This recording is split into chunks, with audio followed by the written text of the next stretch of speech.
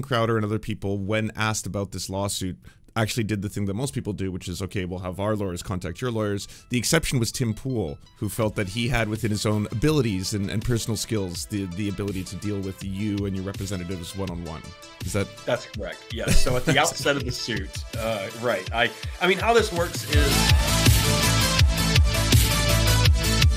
Right. And you have mentioned that this might be the only way to get people to stop. And I'm going to tell you that from my experience in other forms of corporate law, that's true, right? I spent most of my career dealing with defective products, defective medical devices, automotive stuff, things like that. Those companies, they don't stop what they're doing or make a safer product unless there is a financial downside, and that's a cost of doing business. And for too long in the media sphere, that hasn't been the case for a certain type of media person. For the large institutional places, they'll settle. They really will. Like you get a large corporate media organization that, you get NBC, which is basically run by a weapons manufacturer. They got billions of dollars. They're not messing around, right? They pay for their mistakes, and it's the cost of doing business. But there's been a lot of people who do kind of what you do, right? Where they started, and it's a very independent, small thing, but it starts growing and becoming bigger. And as they grow and become bigger, they don't take on the sense of journalistic responsibility that requires. And so they just take money in hand over fist, however, because they have no operating cost. And so what I'm hoping to do with some of these lawsuits is take on some of these defendants that other law firms wouldn't take on. Because the reality is that no matter how much money you get from somebody like Steven Crowder or Tim Pool, most plaintiffs' lawyers aren't going to sue them because they don't have the giant billion-dollar resources of a Mitsubishi or a 3M or something like that. My law firm's been successful enough to where I can take these cases. It's not a risk to us. So I'm very happy to have said that, yes, that after deposition, Steven Crowder and his company stepped up and amicably settled this with us. Tim Pool and Simon Taba did as well. It's interesting to see a company like Newsmax in particular not doing it, right? And I think, they've got their backs to the wall of Smartmatic and Dominion too, and I think they're just going to double down. So that Newsmax case should get pretty interesting. I'm sorry, I know I'm going well too far, and we haven't even talked about what this case is about. Well, I was going to ask, is it true? Are you allowed to answer this question? Whether I heard a rumor, and I may have been watching someone speak about this on the Majority Report, about how apparently Steven Crowder and other people, when asked about this lawsuit, actually did the thing that most people do, which is, okay, we'll have our lawyers contact your lawyers. The exception was Tim Pool, who felt that he had within his own abilities and personal skills the ability to deal with you and your representatives one-on-one. That's correct? Yes. So at the outset of the suit, right. I mean, how this works is in Texas, there's a law that says if you want to bring a defamation suit, before you do that, you have to ask for a correction, right? You have to contact them and ask them for a correction. And if they do the correction and they do it timely, then you can't get what we call punitive damages off of that, right? Once they do that, they insulate themselves from punitive damages. Well, and I of course did that, reached out to all the defendants, and of those who responded to me, which was the vast majority, it was attorneys who got back in touch with me, but for Mr. Pool, it wasn't. Thankfully, that situation changed, that Mr. Pool got representation for his company, because you'll have to remember this suit was only against his company because it was an article on Timcast, not something he said on Timcast IRL. So he got attorneys, and then once the attorneys got involved, we were able to get this done. We were able to make sure that my client wasn't going to have to go through years of litigation against Mr. Pool. And so, because those suits have been amicably settled, I have to give credit to Mr. Ateba, Mr. Crowder, Mr. Pool, for doing that, for reaching an amicable settlement, because not all defendants do. And we certainly see that with Newsmax and Mr. Schroyer, that's for sure. I don't even know how to word this kind of a question, but are these amicable settlements such that you feel it is going to affect their decision-making going forward in terms of their non-stop lies and vitriol, specifically to sometimes very marginalized communities that they put in danger through all of this kind of hate speech they put out there?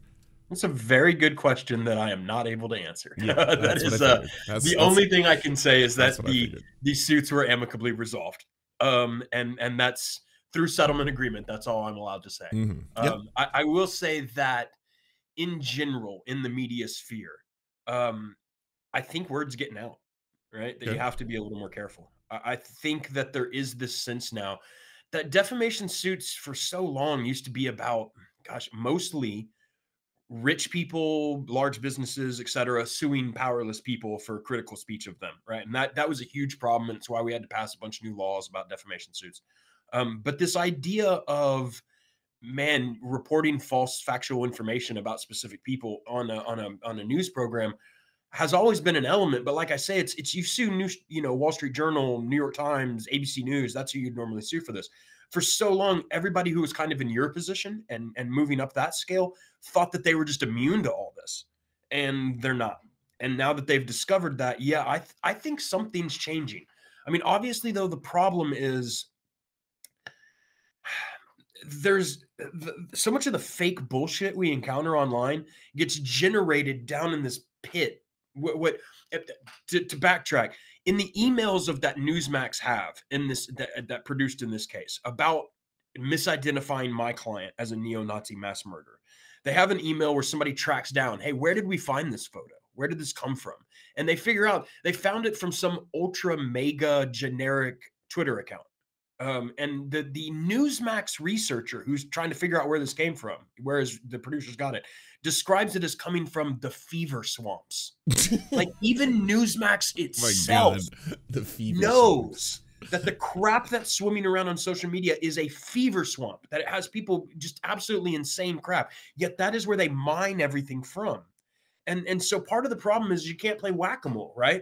I've got 6, 7 of the most prominent conservative news influencers on that tier in this lawsuit, and you can whack-a-mole all of them, and there's just tons more who are going to mine the stuff from the bottom tiers, and you've got to deal with that, right?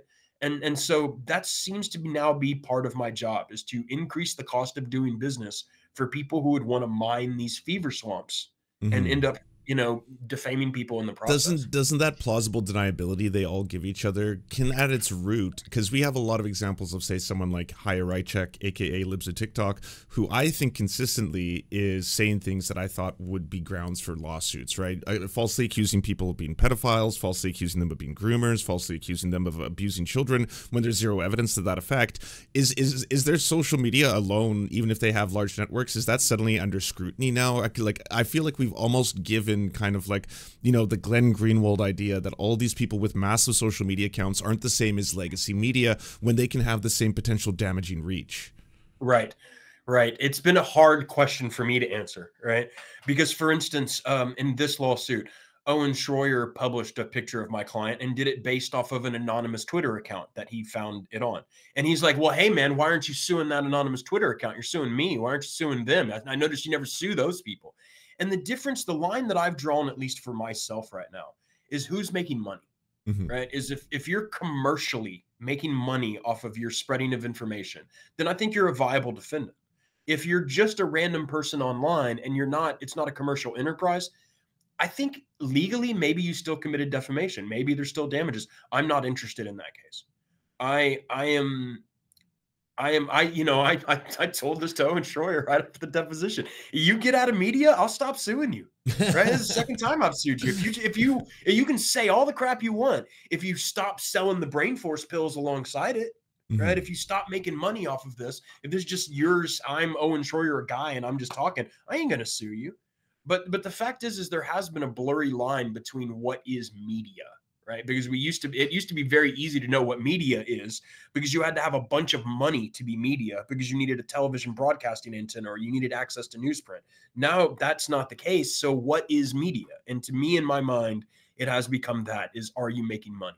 So for instance, in the case of Chaya, right? There's no, as far as I know, no media organization there. She's just a lady, right? And she just does stuff, but she's making money. There's no question about that.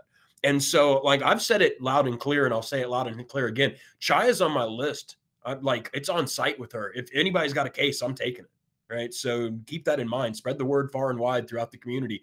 If there's a case against Chaya, I'm taking it. And that is because I do believe there's something very different about people who engage in this kind of recklessness for money, rather than they're just reckless because that's what the age we live in is right now.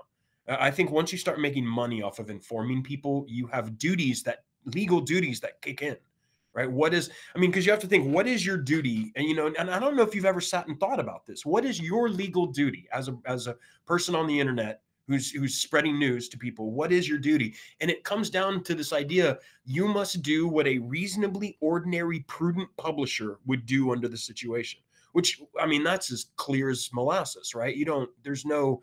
It's for a jury to decide what's reasonable for you to do under those circumstances.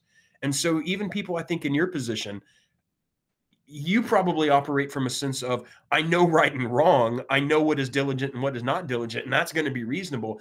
I think there's an entire sphere of people who got into what you're doing who've never even thought about those things, right? They just, the idea, in fact, it was surprising, I think, for somebody like Owen Schroyer to go, what? I can't just take random crap I find from social media and put it out to millions of people like it's true? Like, that's something wrong with that?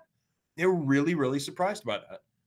So yeah, I'm hoping. But I felt that always puts us at a disadvantage, especially like I don't want to play politics, but if you happen to be someone who's doing this professionally on the left, I feel like I'm playing catch up all the time. I feel like a story has been mass manipulated by a bunch of right-wingers. There's this human centipede of misinformation, and by the time I'm sitting here being like, it's really unlikely that that plane crash that just happened was a result of black pilots, when the vast majority of pilots are white men. Like, but I'm at that point, it doesn't matter. They've moved on to 27 different stories since then, and I'm over here trying to do, well, here's the due diligence and fact-checking. It turns out the majority of people who fly planes are white men, and that, but like, if they're not held to account at some standard along the way, which I guess is the only lever happens to be you or people with enough money to sue them, right? Because it doesn't seem like is Spotify going to take responsibility for this when Joe Rogan is spreading this to hundreds of or tens of millions of people, right?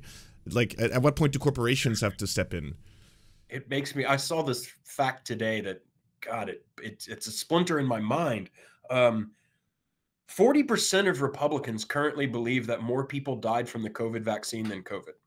And in fact, 80% of Republicans believe that that proposition is at least possible, right? And you want to tell me that untangling or fact checking is going to do any good in the face of that? It's not. That's not the answer. And I've always said plaintiffs' lawyers aren't really the answer either. There's a deep sickness at the core of our culture that allows this kind of thing to spread. Misinformation is necessary as permission structures to adhere to certain beliefs and all of these things. And those are only necessary because of a deep psychological and material rot at the core of our culture. And you know, I don't want to go too far out onto lefty fringes here, but I think we both know that the answers to these problems are material, is that once the material, psychological, and social needs of Americans are met, these things won't be a symptom of that disease anymore. I don't see a force in America ready to make any of that happen. Mm-hmm. So what do we do in the meantime? And I'll tell you, as somebody who is on the front lines against this thing, I have spoken to so many of the people who are leading luminary thinkers on this. They have no idea what to do. It really is an intractable problem.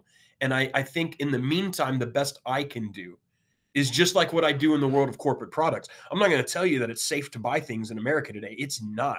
And in fact, I'm bound by protective orders in several cases to not describe to you several common household products which can very likely kill you that you probably don't know about, right? It's these things. You're not going to fix what's wrong with corporate America. You're not going to fix what's wrong with capitalism today. So the best you can do is to try to make it more costly for these people to engage in these things.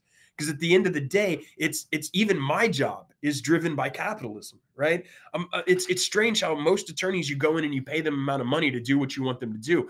I take your case because it's a good investment, right? I'm sort of like a pirate in that way. If somebody has your gold on a boat, one-piece lawyer, it's basically that, right? Like somebody did wrong to you, and now they have all your gold on a boat out in the Caribbean. I will pay to have a ship outfitted with several guns, and we will go attack that boat, and we will try to take as much of that gold off that boat as possible. If I fail and the ship sinks, my loss. You don't pay for the boat. You don't pay for anything. If I succeed, I'm going to take a little bit of that gold. Right. And so in most cases in American injury law, it's about a third. Right. So whatever we recover, third goes to the law firm, rest goes to the person. They never pay. Like, my entire life is just writing people checks. I never go to a client and go, give me money so I can work. And that's a great feeling. But it is also makes it so that there are a lot of cases, and in this sphere particularly, in defamation particularly, that are good cases, but they're ignored because they're not good investments. They don't have a lot of damage return, or they don't have a lot of safety. There's a chance the boat could sink, right? I care less about that because our firm has been extraordinarily successful. But that, I think there needs to be more of that. right? The case against Giuliani, right, against the election workers, that was all done pro bono, right? That firm absorbed a huge amount of losses to do that. And they're going out there and seizing Rudy's BMW and giving it straight to the clients and not taking a dime. And that's great. That's good stuff. But for most people, what's really sad is I get people contact me every single day for a defamation case, every day. And 90% of them, I have to tell you, I'm sorry, you either don't have a claim or you are in a jurisdiction where the Republicans have savaged your courts and you aren't going to be able to bring this claim. And the burden of proof is so high, right? Like it's so difficult. Exactly. It's kind of exactly what I've come to learn. So, it is there's some brightness on this horizon. Like I think things are changing a little bit, and it's nice to see some of these people squirm, but I'm not fooling myself into thinking I'm solving this problem. I'm just trying to put the band-aids where I can. Right. Yeah. I think you're basically trying to hold the dam up a little bit, and it's the last remnants of it. Yeah. When you were getting Steven Crowder's deposition, which again, I mean, I want to just move past all the memes. People can go enjoy those on their own time. But I just wonder, is it not a little bit striking how much this man, it sounded, was doing everything in his power to do anything other than actually accuse or attack white supremacists or white supremacy or even neo-Nazis or any of that extremist ideology? He seemed like he would do anything in his power to avoid pointing any blame towards that, and was willing to actually look like a clown live in a trial and actually be like, I can tell when someone's Hispanic looking, why was he doing everything to protect something that I guess I mean, I kind of know the answer to this, but was that a vibe that you felt while you were interviewing him? Yeah, well, look, I think there's a couple answers to that. First of all, and this may only make sense to Texas people, but Crowder's a Dallas boy, and I think he forgot that he was in a case that was pending in Austin, right? That kind of stuff he was saying could be very well received by certain Dallas area people on a jury, not so well by an Austin jury, right? And I think that's the wise decision, is you knew this case wasn't going to look good for you in Austin. I think part of it too is that this idea of we need to be very dismissive of the idea of neo-Nazi and far-right extremism, that's not a real thing, or that's not that is lingua franca of the entire conservative movement right now. And in fact, that's what all my cases are about recently in this field, is some act of neo-Nazi violence or far-right extremist violence that's embarrassing for the right, because they don't like to see their knuckleheads out involved in street violence or whatever. So they have to deny that, say that's not actually neo-Nazis. That's Antifa super soldiers being funded by George Soros or whatever. And then that's the typical denial strategy.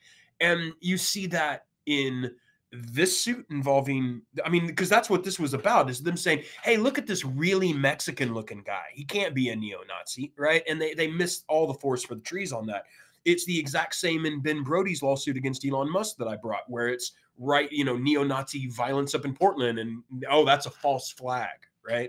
I had it in the very first suit with Marcel Fontaine against InfoWars, where they tried to say the Parkland shooter was a commie. He wasn't a MAGA hat wearing freako. He was a commie, right? It's that same pattern. January 6th is the same pattern. Matt Gaetz is on the floor of the House an hour after it happened. Oh, those are Antifa. That's we know. We saw this report that it's Antifa. It's always that same thing. And part of it is because if you really want right-wing extremism and reactionary politics to make a big breakthrough to the mainstream like it's been happening, you have to realize you have to downplay that nasty, profane street violence of the neo-Nazi thugs. You have to pretend like that's not a real thing. And I see that over and over and over again. And I feel like, wow, look, I brought this suit a year ago, but now all of a sudden it's topical again to not call an obvious Nazi a Nazi. Like that's a big theme right now. We're doing that a lot.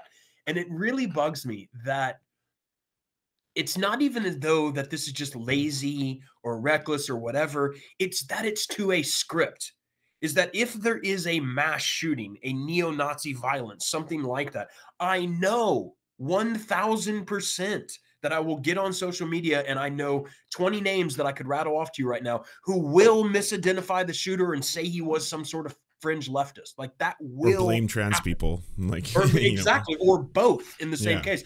For instance, in Schroyer's case, I had to point out look, not only did your coworker get sued for misidentifying the Parkland shooter, right, as a lefty, not only are you now being sued for this Mauricio Garcia case, but the year before that at Uvalde, you accused an innocent trans woman of being the Uvalde shooter, and saying that some far out leftist politics caused that shooting too. And it's because it's every damn one. It's a script, and that bugs the hell out of me.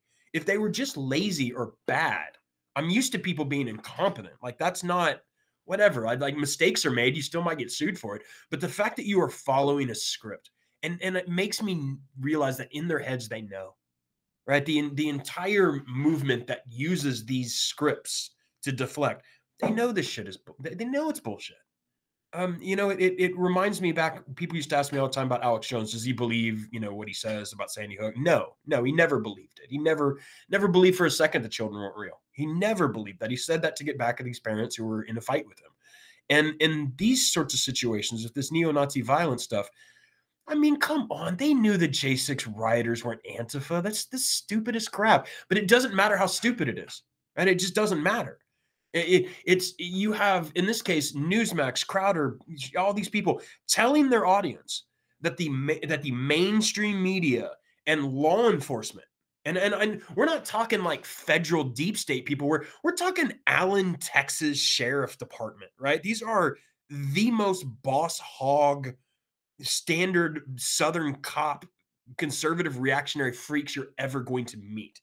And that they were saying that those people had invented this idea of white supremacy. And I guess so far as like, once it came out that Eric Toller at Bellingcat put out the pictures of the guy with swastika stuff, and they're like, well, now intelligence agencies are involved. This must be a psyop created by the like, you don't believe that. He has a swastika tattoo. He's a Nazi. No one does that who's not a Nazi. Like, yes.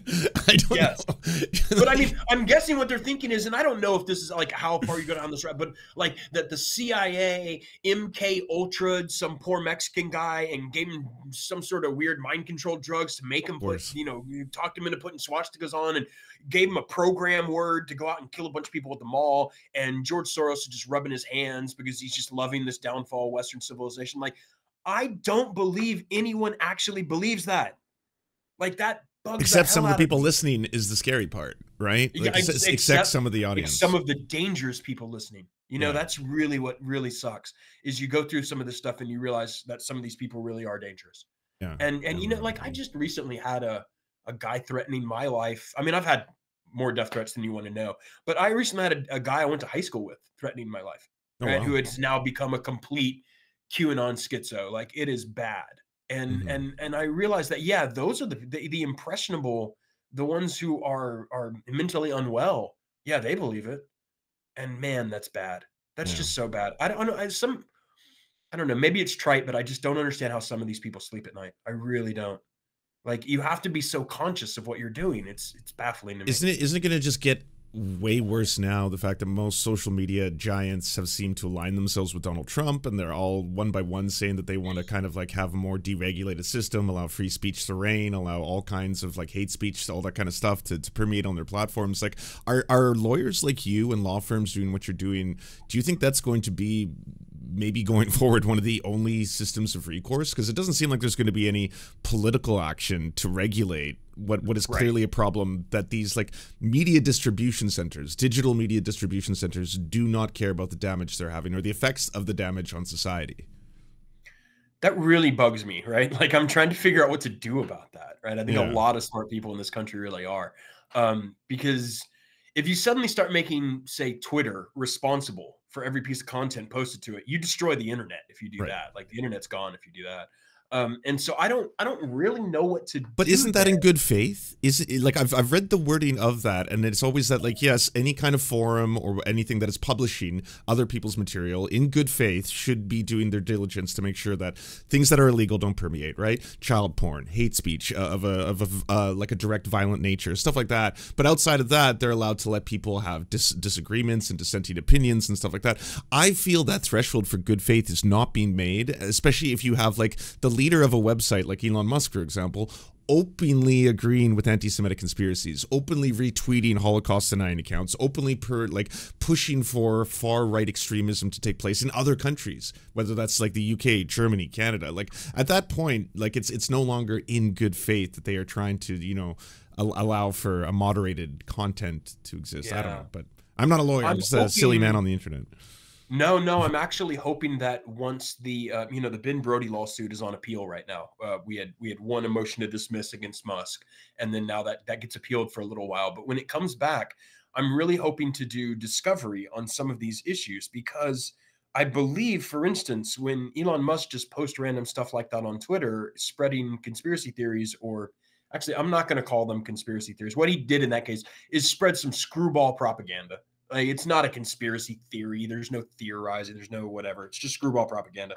And when he does that and he's doing it on his platform that he owns, I really feel it's part of a coordinated effort on his part to do something, right? And I'm really hoping that once you get under the dashboard at Twitter and you're able to start pulling out documents, you're able to start taking people's depositions, you can really start understanding what it is he's up to there. And I think it's something very, very pernicious. And if you can show that, I think you're exactly right that that's where bad faith starts to come in. And so maybe as we get a peek inside the inner workings of that, we'll have a little more to go on there. But I think you're right that it's across the board now. I mean, you look at all of them are falling into line. Every tech giant's falling into line on this kind of stuff. And yeah, I think my actual hope is this, is that I see it happening. Google's getting to be a useless tool. Social media people are slowly but surely starting to come to the understanding that a lot of what they're seeing is crap, right? I'm hoping that digital distributors of information, these sorts of platforms are going to become more and more and more useless and more collectively understood as not having utility. And that, all right, I'll give you an example. Back in the 1920s, right? There was a proliferation of terrible journalism. They call it yellow journalism, right? Just awful tabloid crap, that just the biggest lies you could imagine. And it spread like wildfire through America. And the reason is because it was suddenly cheap to print your own tabloid. Anybody in a basement could suddenly crank out a tabloid and start passing around the streets of New York City. The state of journalism in America went to hell. If you look at the 1920s, 100 years ago has a lot in common with today on so many levels, but journalism's one of it. Now, how did that stop? Like, why did journalism get better? And part of the answer is that people got to realize that the crap they were being handed on the streets in New York City was just utter lies and bullshit. It had no utility. And strangely, at that time, during those next few decades, is when defamation law in America got way more friendly to defendants. Like, it became way harder to bring defamation suits. Sullivan New York Times was passed where you had to prove actual malice against. In other words, it should have become defamation, if you use a legal analysis, should have become more prevalent because the restrictions on it became looser. The exact opposite happened. And so I don't think the answer is a legal mechanistic one or regulatory or that sort of thing. Now, the thing that was sort of bad about all of that is that what happened was media consolidation.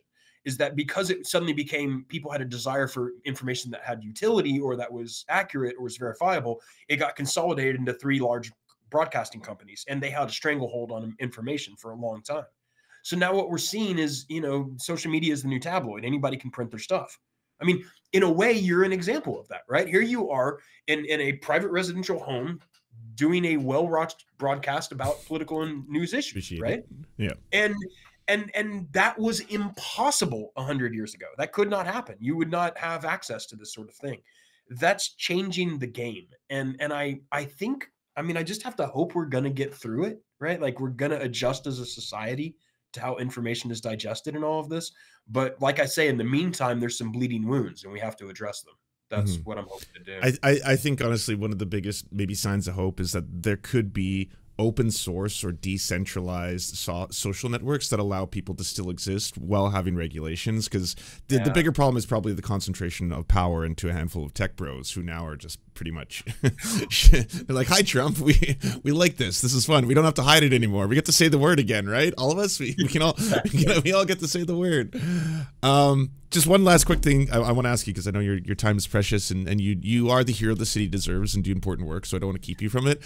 But I just want to ask, when you're staring down, face to face, the Steven Crowders, the Alex Joneses, all the worst, some of the worst people in fake news and false media, do you ever feel there's a moment where they're going to crack, or just finally admit, yeah, I know it's a lie?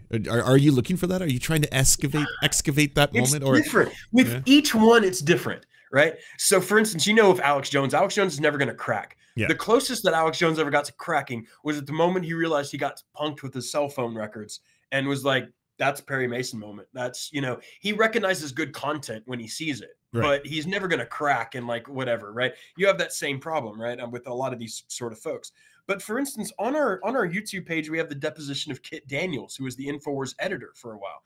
And in that deposition, my partner Bill Ogden took that deposition, and it's about misidentifying Marcel Fontaine as a mass shooter. Kit Daniels breaks down into tears, starts bawling in the middle of the deposition about how terrible what he did was, and about how awful it is what happened to this young man. So sometimes they do break. Wow. Or then you'll have Newsmax, for instance. Newsmax puts up a corporate representative, and this guy is in a suit and tie, right?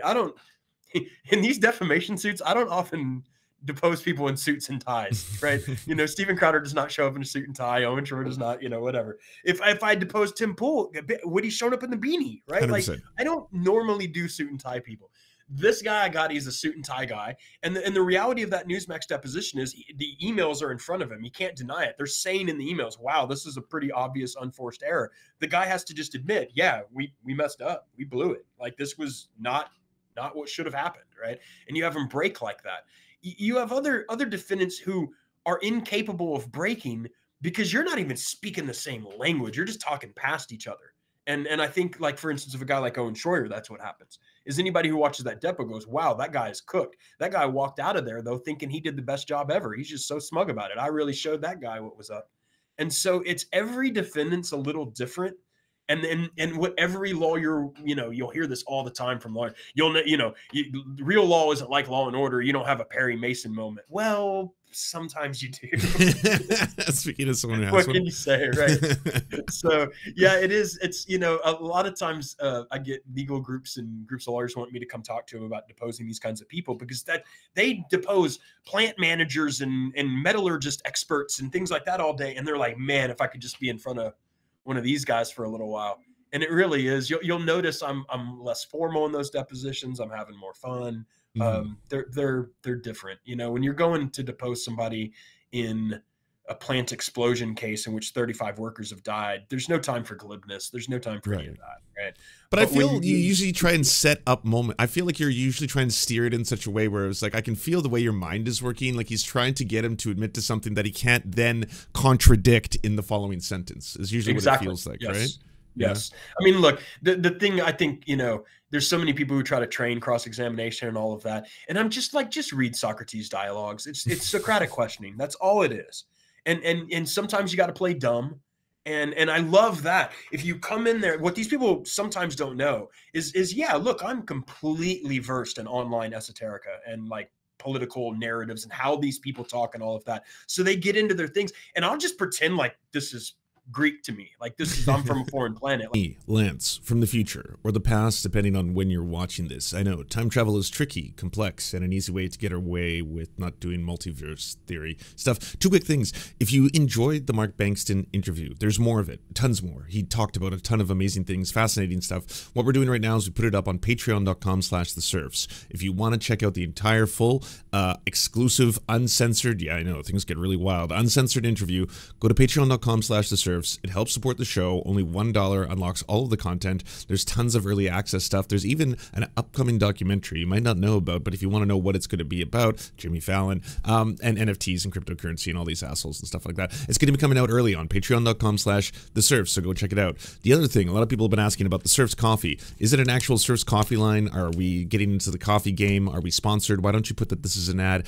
We're not directly sponsored, as in I don't get like an X amount of money every month by a coffee company called Solstice Coffee. This is just an indigenous coffee company. It's indigenous end-to-end owned, as in the people on one end who are producing the beans, indigenous owned, and the people on the other end who are selling you the roasted beans are also indigenous. It's an indigenous corporation. I get a couple dollars every single time a bag is sold. So if you want to support the show, get a free sticker, enjoy delicious coffee that is conflict zone free, I'll have you know. There's no money that is going towards any kind of terrible regimes committing genocides, atrocities, or supporting them or trying to stop unionization. Again, women owned, indigenous owned, around, go to serfscoffee.com. Serfscoffee.com, 10% off. That's it. And then you also get free shipping if you get more than $75 worth of coffee. But you'll know it's not only delicious coffee, it's good for the environment. It's good for everybody. It's not supporting conflicts. It's you don't get all that disgusting ass, blood coffee. You're not drinking blood coffee. You're not drinking blood. And if you want to support the show, watch the full interview.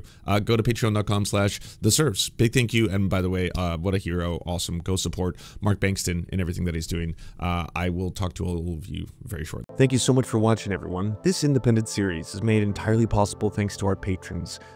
It was produced by Anna Loves Riley, Arian McCarthy, Bobby Lasers, Cheryl Alvarez, Comrade Junkie, Doug Caddy, Everything Important, Hagbard Celine, Jimmy Sombrero, Multimondi, Omni, Political Papi, Preston Kroll, Quiet 185, Richard Bohem, Riley and Anna, Roller Dragon, Cernicus, Stellar Gwyn, Sebastian Demmel, and Words Greenwood.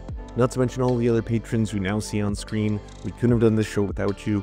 If you can help support the show, please check out patreon.com/theserfs to unlock bonus secret episodes as well as get the content before anyone else.